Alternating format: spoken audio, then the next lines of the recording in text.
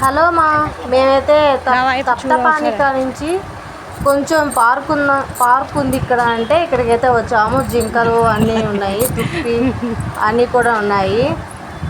ఈ తీరా ఇక్కడ చూసేసరికి 4 ఉన్నాయి అంతే, అంతకుమించి ఎక్కువ లేవు. అవి కూడా ఎక్కడో 2 3 అనిపిస్తున్నాయి.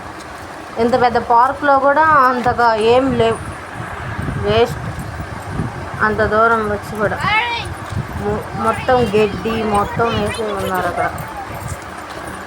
మళ్ళీ దానికి ఒక మ్యాప్ కూడా ఇస్తారు. ఇప్పుడు దాన్ని కూడా చూపిస్తా, ఎట్లా నుంచి వెళ్ళాలి. అదిగో జింక పిల్ల, అది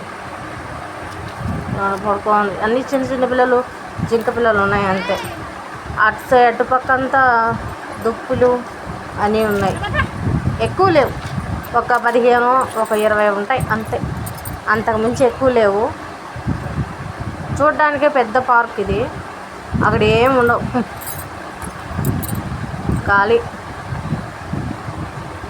సరేలే వచ్చి చూసాం కాబట్టి, ఎట్టో వచ్చాము కాబట్టి ఇంత దూరం చూసి వెళ్దామని వచ్చాము. అదో బ్యాకింగ్ ఇక్కడ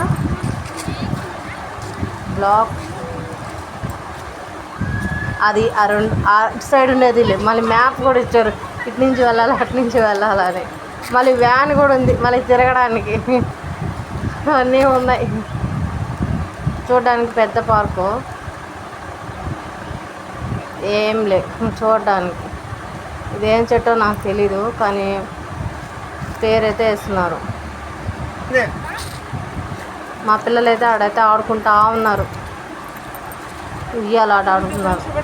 అదొక్కటే ఉంది, దాని పేరు ఏం పేరు నాకు తెలియదు, కానీ అదొక్కటే ఉంది సింగిల్గా, ఇంకేమీ లేవు. నాకు అదే విచిత్రం, అక్కడైతే నవ్వు వచ్చింది. ఇది ఒక్కటే పెట్టుకోవాలి ఏంటబ్బా అని దేవుడా అనుకున్నా. అదో ఇంకొకటే ఉంది అక్కడ, పైలట్. ఇది పుట్టంట, పుట్ట చూడు ఎంత పెద్దది అయిందో కూడా. మా ఆయన చూస్తా పోతున్నాడు. గడ్డి మాత్రం చాలా ఎక్కువ ఉంది, షోగా జింకలకు వేసేదానికి. మొత్తం గడ్డి.